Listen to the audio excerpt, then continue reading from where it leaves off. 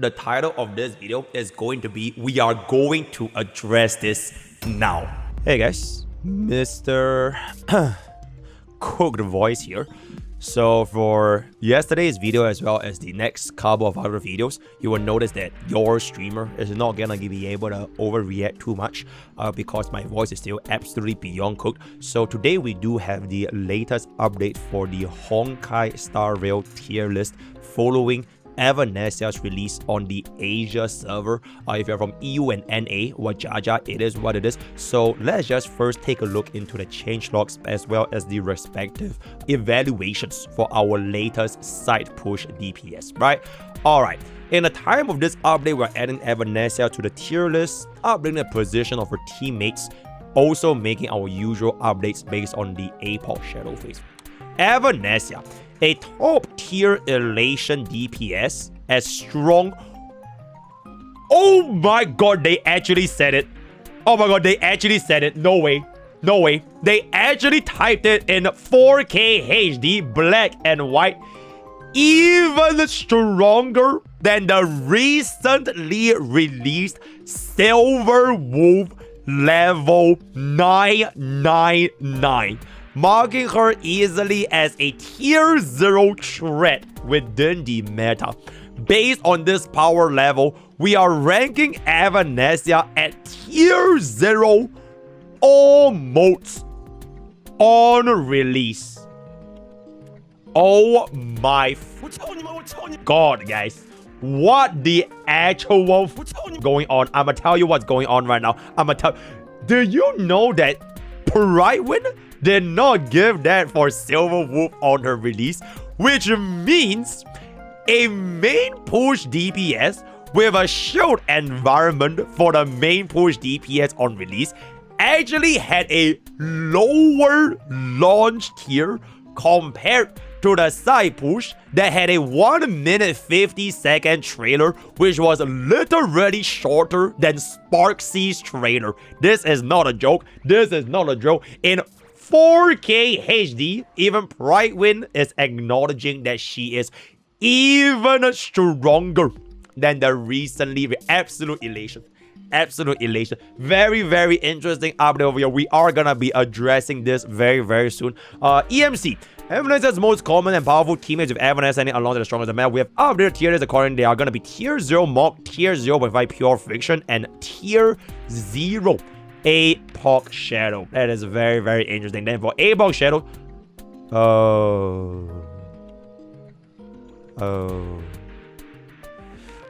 yikes. So Teep is gonna go above Lip Explode based on her lower scores, play rate, and lesser amount of dice teams. We are making the call to kill her. Yeah, Prydwen killed Teep, guys. Because if you are a tier 0 unit and you go out of tier 0, you are basically dead. You are, right? Hue. Evanesia is another character that takes advantage of Hue's kit and gives her another top tier team to be played with. Based on this, we'll be following through and watch listing Hue, moving her to tier 0 alongside high AC. And there it is, guys. But to be completely fair, I think this is very, very, very, very logical, because not only is Evanesia completely clapping cheeks, the APOC shadow buff is energy regeneration, which means that after the energy regeneration from your entire team, you can just recharge everyone's ultimate again with Hue's ultimate. So specific for this APOC, I think Hue is gonna be very, very substantial. HMC.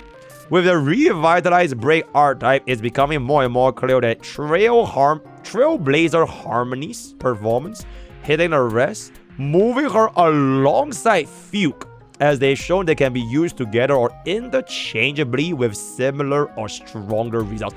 Bro, I'ma keep it a buck.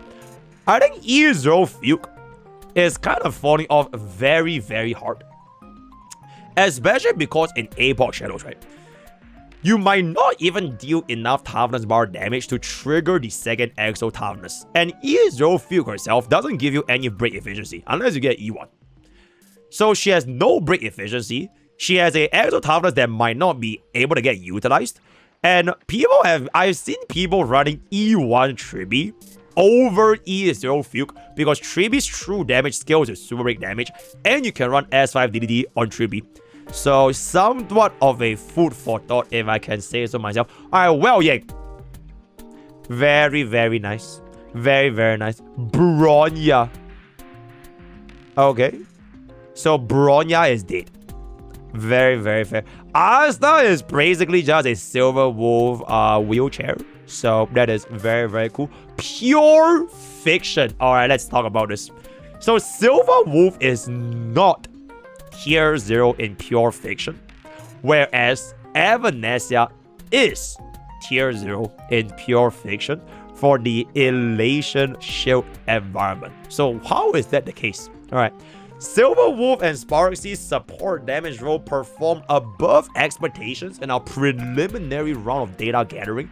While impressive, hasn't had a full phase of pure fiction and only available on an old phase. So we are watch listing both for now and likely move her if she continues to perform. Okay, I have a question, guys. I have a question. Alright, I'm not taking sides here. Alright, this is a informational commentary analysis. Not biased. If Silver Wolf is gonna be watch listed because she only has a single phase in pure fiction and she's gonna be 0.5, then why are we being so nice to Evanesia, who literally just came out for less than 24 hours? Food for thought, right? Because if you want to think about it, Evanesia hasn't even gotten her Sparxie yet, guys. But I will save that for the elephant in the room later on, because think about it, right? If Evanesia right now is triple tier 0 before she even got her own Sparxie, because Sparxie is basically Silver Wolf's punchline. Like, we don't have a Sparxie that generates certified bangers. So if she's already triple tier 0 right now, then what happens when she actually gets a Sparxie that generates certified bangers? What happens if we get ourselves a Huan Huan that is a Elation Sustain? Then do I give her tier -0 on the same tier as E2 Cyrene? How would that go? Do you think people will be happy or not happy that the side push is gonna be overpowering the main push? Going on.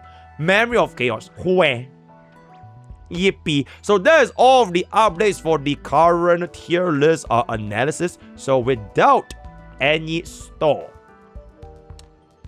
Holy shit, that is a channel. What the that is 9 tier 0s. We have 9 tier 0 DPSs, which is literally more than the support DPS and amplifier combined, by the way. It is the same number. These two combined into one category is the same as the tier 0 DPS, which is really, and that is why God Rail is God Rail, bro. Why even care about power creep when every single DPS is basically tier 0, right? It is like, at this point, like almost half the roster. It is, bro, we have more tier 0s than 0.5s and tier 1s combined. These two combined is 8, and we have 9 tier 0s. Very interesting. Okay, before we give our in-depth analysis, just to quickly run through a little bit. So we do have ourselves the tier 0 for EMC. Huan is gonna be in the same tier as DHPT. Alright. Lingsha is gonna be chillin'.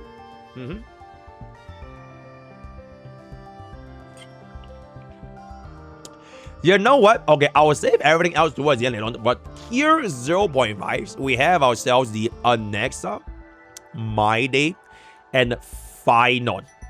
Let's just move on a little bit more. We do have ourselves the Saridra, Car, Sunday, Fugue, the double MCs. Okay, I feel like this is just really a lot of slander for my man RMC, bro. I think RMC is genuinely just really good. But to be completely fair to the casual community, most casuals wouldn't be running RMC sustainers to like cheat costs. If you're talking about cost maxing in a low cost, high speed clear, RMC is basically the bumpin', cause bro is 0 cost, and you can freeze the enemy's AV advance, and you have action value advance, and you have true damage, and you have toughness bar damage, and you so like this is honestly really good. Let's move on a little bit more. Alright, tier 1. Alright, so I am just really bro, this brings a smile to my face, guys. Oh, this does bring a smile to my face. You know what? I'm gonna start smiling right now. The greatest Fei Zhao agenda pusher that has ever lived. A smile to my face if I can. Aga. Alright, this is an aga moment. But that being said, though, we do know for a fact that in version 4.3, someone else is going to be coming, and that someone else is none other than Mortonix Blade. And if you can just be for real, right? No leakers, because I don't look at leakers. I basically look at zero leakers. Can we just be for real for once? Do you really think that a Nihility 4.3 DPS is not going to be an Acheron support? Like, let's just be for real. Right, like back when Asheville came out, like we kind of all knew that Asheville was gonna be supporting Fei Zhao, right? So when that guy actually comes, I wonder if Acheron is gonna be able to squeeze in the same leagues as our Fei Zhao, or potentially even join the greats in the tier 0.5. I don't know if Acheron is gonna be climbing all the way up through the tier 0. But to be completely fair, I think some of these DPSs at tier 0 are extremely questionable. So we are going to be talking about that very, very soon. We have a couple of Bronya Bubbins. Alright, well, Yang. Alright, okay, I do want to say this one thing. A lot of people misunderstands how well Yang functions after the rework. Because you think to use Well Yang as a sustain, right? As a quote-unquote sustain, to have like AV delay, imprison, to have the slow, so that you can attack them repeatedly and you don't take any hits. But realistically, this is not feasible in a lot of endgame content, especially if you are gonna be catering this days to full E0, right? You will simply not deal enough damage, you are definitely still gonna get hit, and you are gonna run off skill points in 2 seconds. It is just a matter of fact, right? So if you don't want to get that into the situation, you either give them more cost investments, or you run bro with like a Sparkle, or you just run bro as a main DPS. So Well Yang, Saridra, Sparkle, plus I one more, maybe Bubbin, right? Maybe Runmei, maybe Teep. But generally speaking, most players would still find it a little bit more difficult to run Well Yang as either a support with another sustain, or straight up as a sustain, replacing your previous sustains. Either of these roles, especially when your team is at only at E0, it is gonna be like, I'm just gonna say it's probably just impossible. Because you are definitely getting hit. Like, if you go to Pure Fiction Wave 3, if you go to Anomaly Arbitration, like Wave 2 into Wave 3, or like even like Memory of Chaos, okay, Nigodor is like an exception. Because Nigodor doesn't really hit that much. It is kind of acceptable. But like a lot of times when you go up against enemies that actually hit you, you will take a shit ton of fucking damage. And Well Yang genuinely cannot sustain that. So it is something to keep in mind just for food, alright? Okay, anyways, these 3 guys, who? This is very cool, very good. Okay, Scylla, I'm gonna keep it about. She needs to go to tier 1, bro. I think Scylla has proved herself to be really, really good, especially in the current MOC against Nigodor. She is probably one of the best DP, like probably top 3 non-flagship DPS. So you take away Remembrance flagship, you take away Firefly, you take away like, what's left is most likely gonna be a Scylla clear, because she can make use of the spears so well. Right, so I really like Scylla against Nigodor. In the future, it would depend if you can kill the mobs consistently. So if you gotta go up against like True Sting or like Scarabapes, maybe she can one-shot the minions. But the moment she can't one-shot minions, she will fall back down again. But the Nova Flare definitely gave her like a substantial buff. I don't know who this guy is. Then we have Acheron over here, very, very chill. Rest of the units are just not going to be that significant anymore, if I can say so myself. Okay, chat, as a day 1 Argentine main, right? Because I literally have an E1 Argentine, right? As a day 1 Argentine main, I really do hope that Argentine eventually gets himself the Nova Flare, so that bro can essentially rise up against the random, maybe like the same tier as D-Hurler or something, right? That would be really, really cool. Okay, so that is MOC. I think we didn't talk about Pure Vision, so real quick for APOC Shadows. You know what? I genuinely feel the APOC Shadows tiers list is a slightly better representation for MOC as well. Because I really don't think there should be 9 tier 0s in a single tier for any gacha game. Because at that point, what the actual fuck is the point of a tier 0? Like, you cannot tell me with a straight, like, you can't look me in the eyes and tell me an E0 Archer or an E0 Avenite is cooking in the same degree as the flagships or the Bada bitch that just got to Nova Flare with Dahlia, right? It's not possible, right? So we're gonna talk about it. I'll leave it to the very end of the video. But this tier 0 does in fact look pretty nice. We have the double tier 0 with the elation. We have break. We have the okay, all the girlfriends, right? All of the girlfriends that kind of just chilling. Avenite being here, I'm still a little bit more leaning on the fence. A lot of these other units are kind of fine because they are gonna be a tier 0.5 at E0. I am not too sure about Rappa and Boodle, specifically Rappa, because she can't really do too well against Scarababes. And she's completely fucking dog shit against Sparxicon.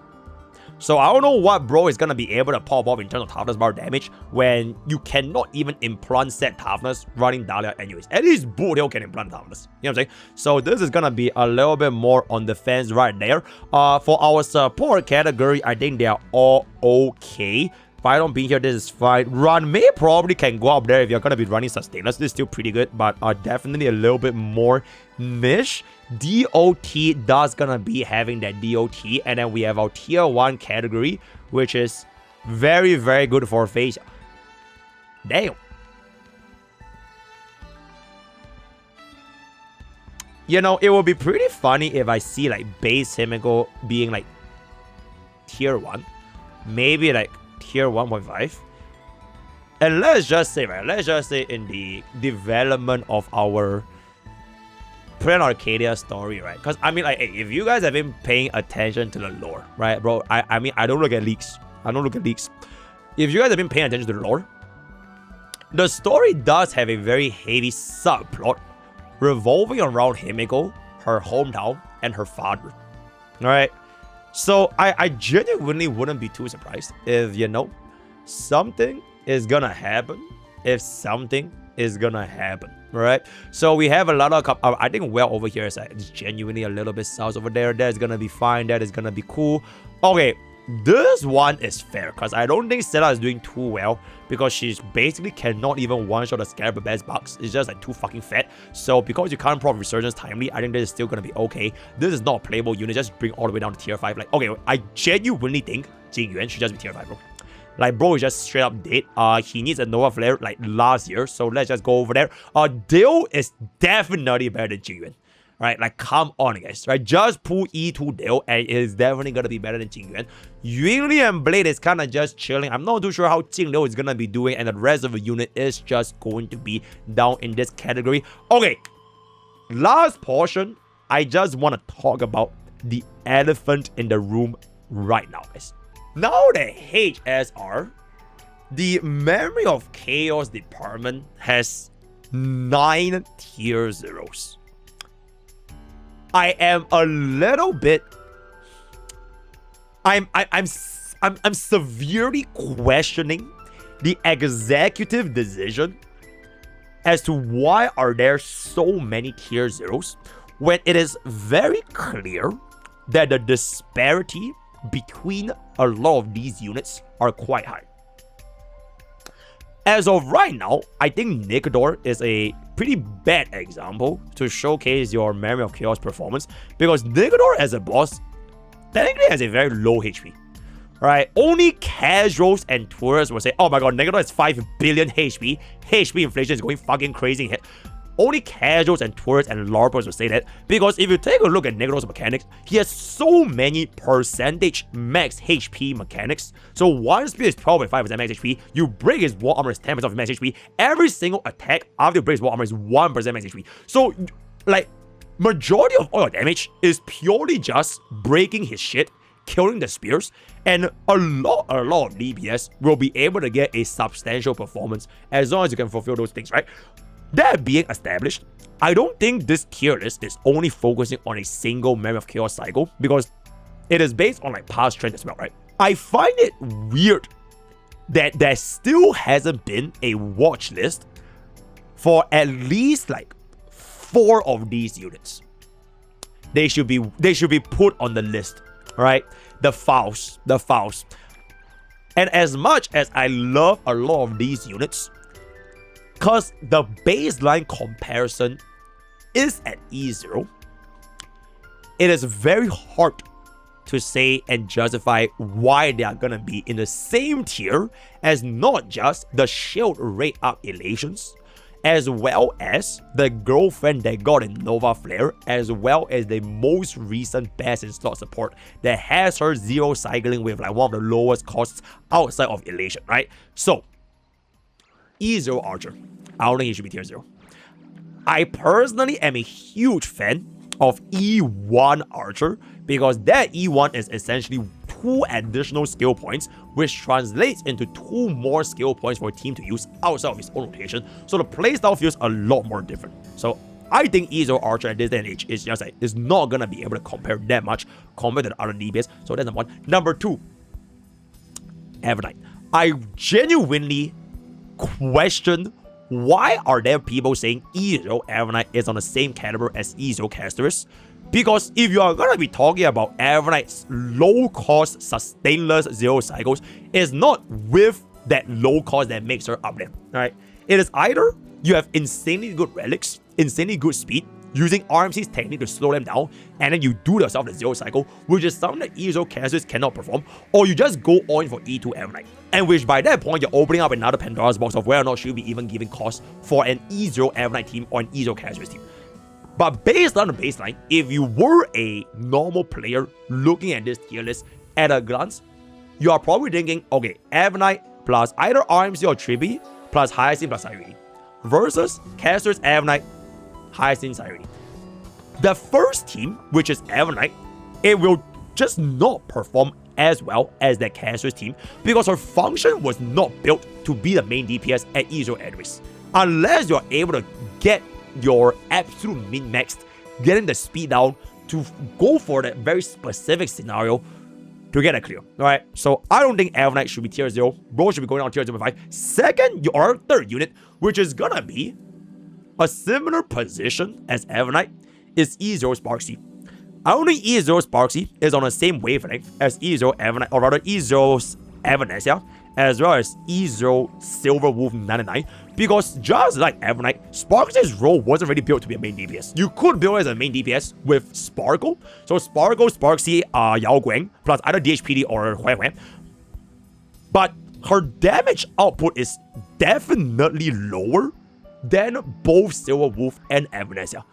Because her kit is not meant to be as a main DPS in the first place. Unless, of course, like if you want to min-max, if you want to make things work, you could force your way through. But for majority of the players, I would never recommend pulling Sparksy as a main DPS if you have no intentions of like pulling for any of the other Elysian units. So for example, back then if you pull for Sparksy, right?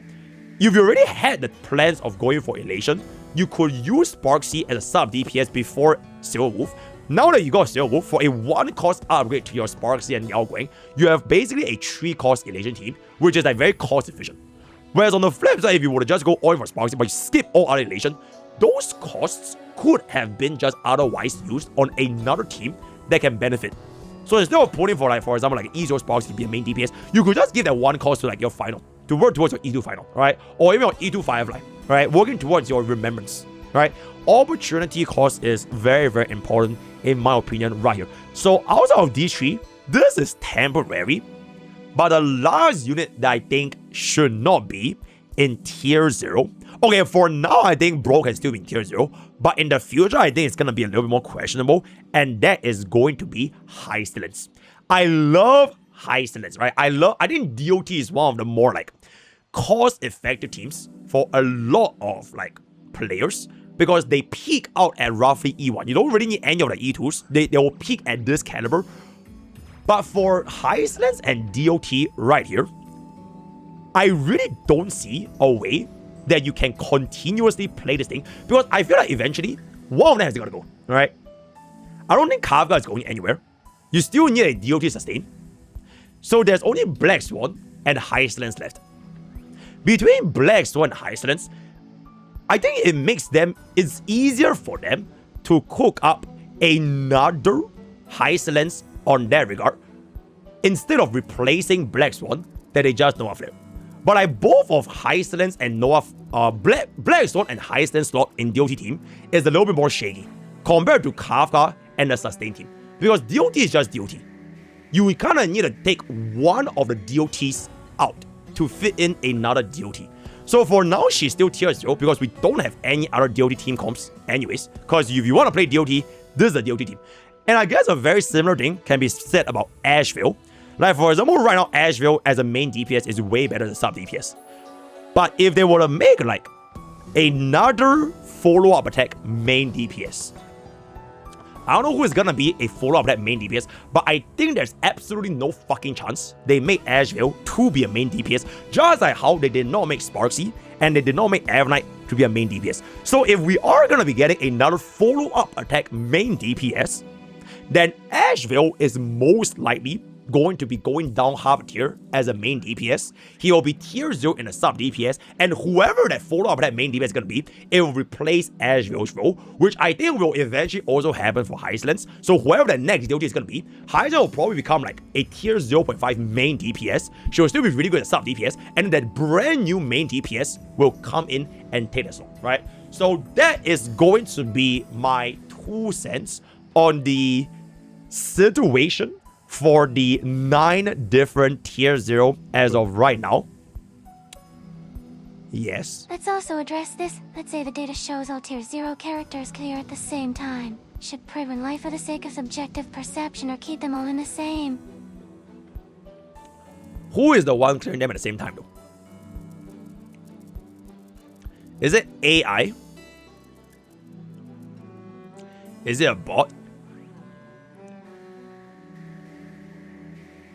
How will there ever be a finding in which you run all the tier 0 teams in their respective best in slots at full E0 S1 and you somehow get the exact same clear speed? I just don't really think that's possible, and especially not against Nicodor, because Nicodor just clears very, very fast anyways. Like as long as you break the spears, he's kind of done. You kind of need like another Memory of Chaos endgame that doesn't have a mechanic that's tied so much to your HP percent. Then you can move on and see that you can see the differences a little bit clearer, right? But we'll see that going forward. Before I end off this video, I have one last thing I want to talk about. Actually, I won't talk about it right now, but we are definitely going to be talking about this because I'm going to be making another video where we will be comparing both Avanesia and Silverwolf. Did the side push outperform the main push? Or is this just agenda posters LARPing for the side push because she got a 1 minute 50-second trailer, so they are overcompensating? Who is wrong? Who is right?